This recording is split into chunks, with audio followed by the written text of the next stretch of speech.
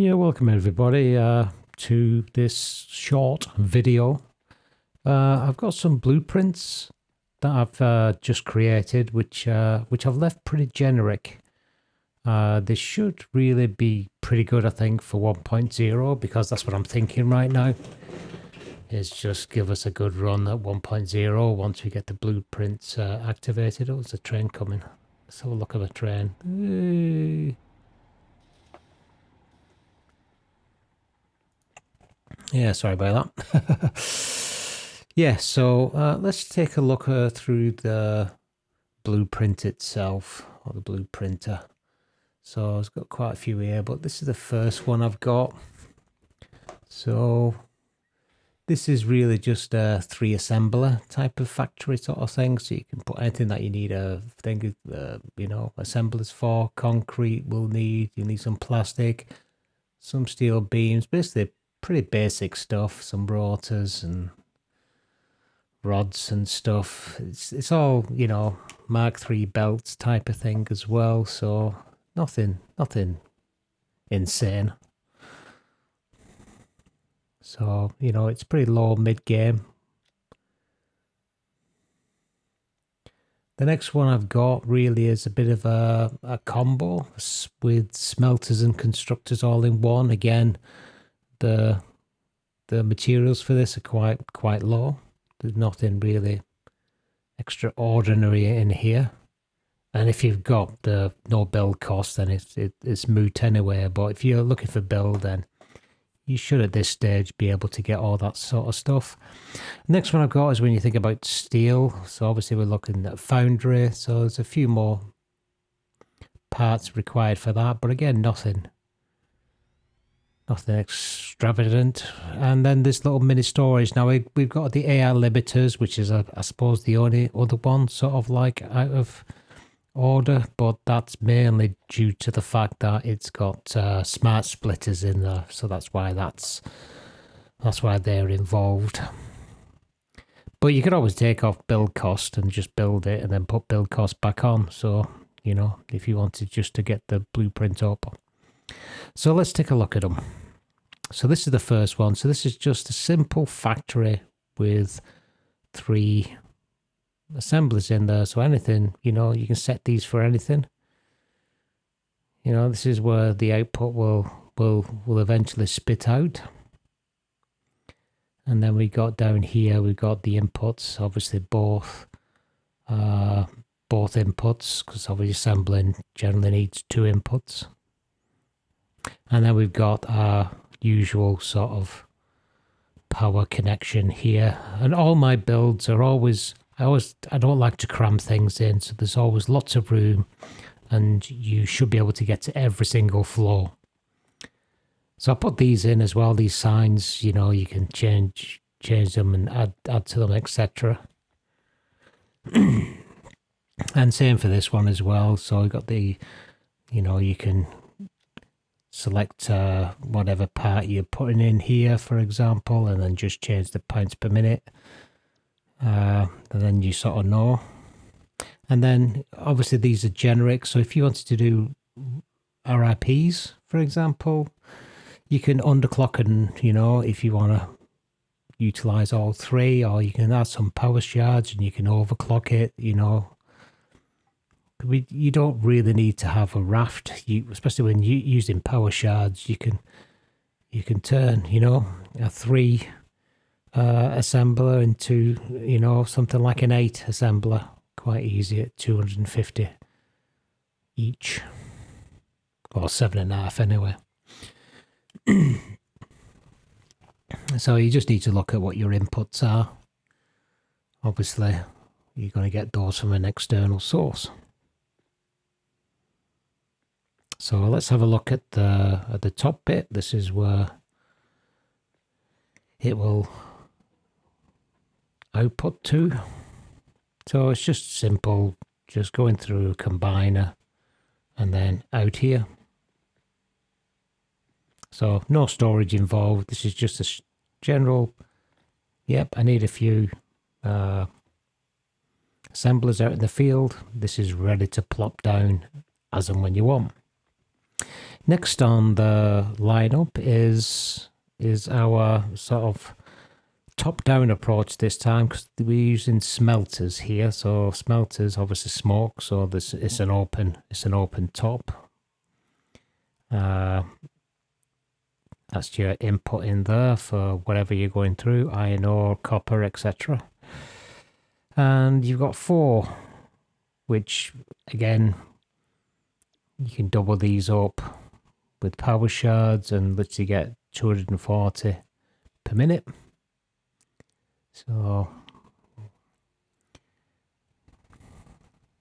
output out of these, you know, or you can squeeze a little bit more if you want to get the full belt of 270, for example.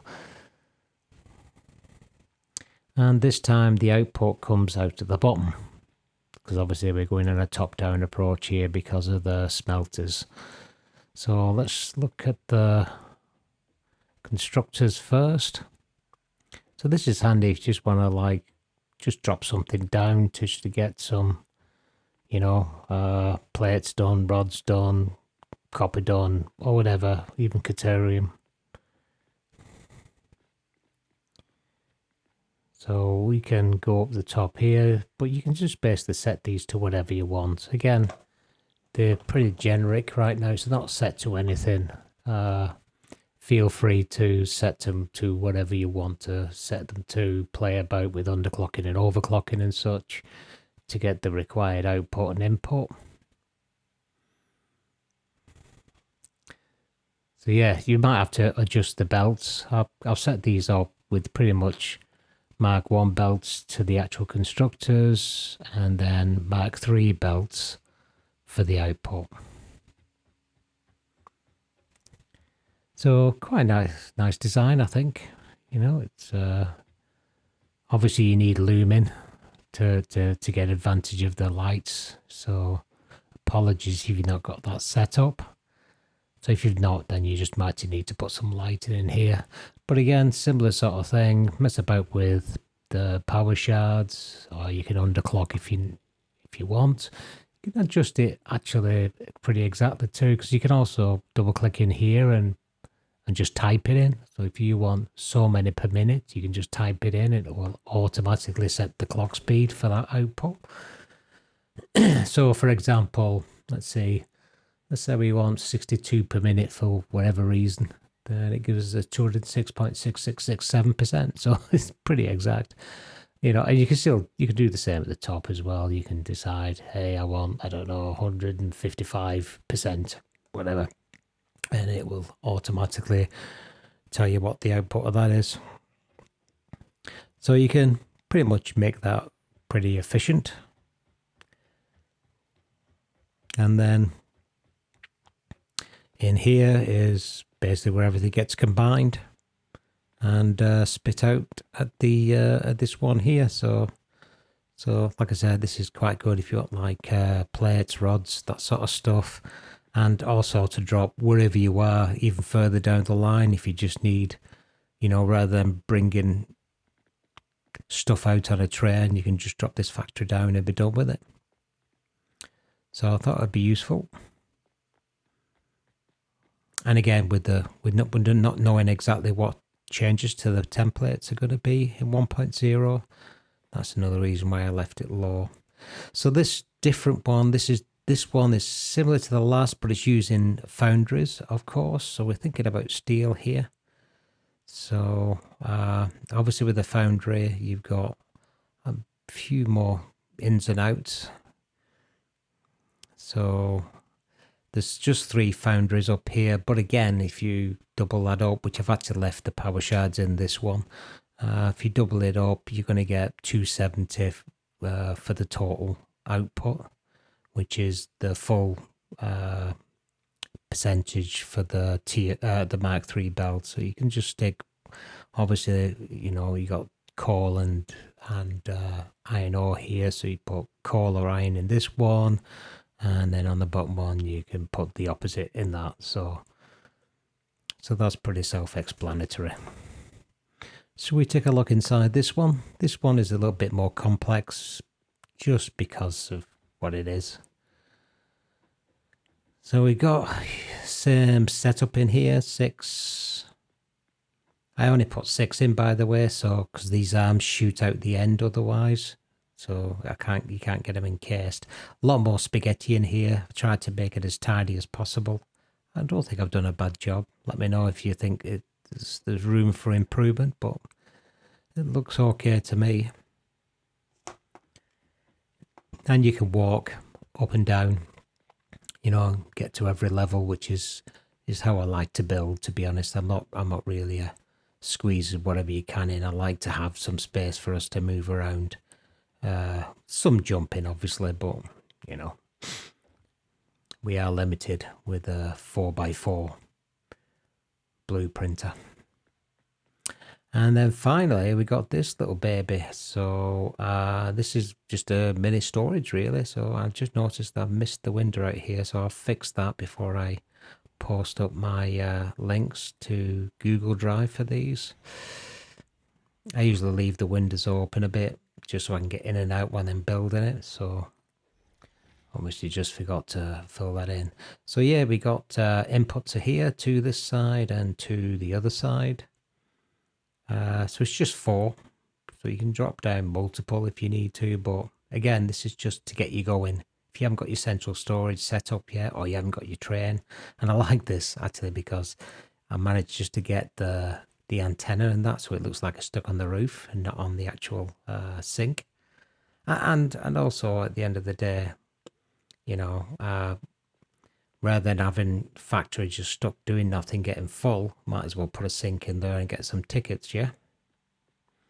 So let's have a look up here first before we go down there. So usual sort of thing, we can see everything coming out here on, so you can physically see the items that you're storing in here. So if you've got whatever in here, like the crystals here, you would see them coming out onto the belt. You know, so it's an instant sort of like notification of what's in there. You know, so it's I quite like this technique. And then you've also got the screens up here as well, just to further add to the point, which you can change. And then the magic behind the curtain as such, it's all here. So basically this is where we got the smart splitters coming in. So once there's an overflow, it will start to move it to the sink, which we'll jump up there now and have a quick look at the sink. And there it is. So it just gets into a combiner to add into the sink, and then obviously our outputs go to the roof. I think it's quite a tidy little, you know, mini storage unit. This quite handy when you're just setting up a new area, for example. And there's your power connection for the sink, obviously. And we've got outputs on the roof for here for when you want to utilize them. So I think that's 4 little handy blueprints that I hope you'll enjoy.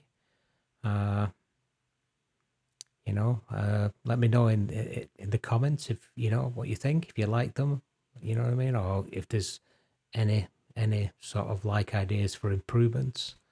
And also don't forget that yeah, well, basically this needs setting up once you get onto the map with them, because they're all generics. None of them have got any recipes involved, but you should be able to use them now, and you'll definitely, I think, will definitely have an advantage with these, especially setting up once you've, you know, once you've got your call and you're looking at building small factories. These are going to be pretty key, I think.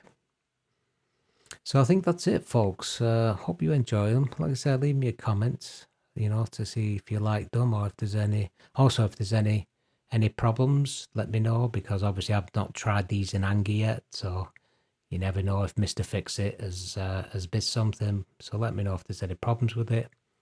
And yeah, apart from that, thanks for watching.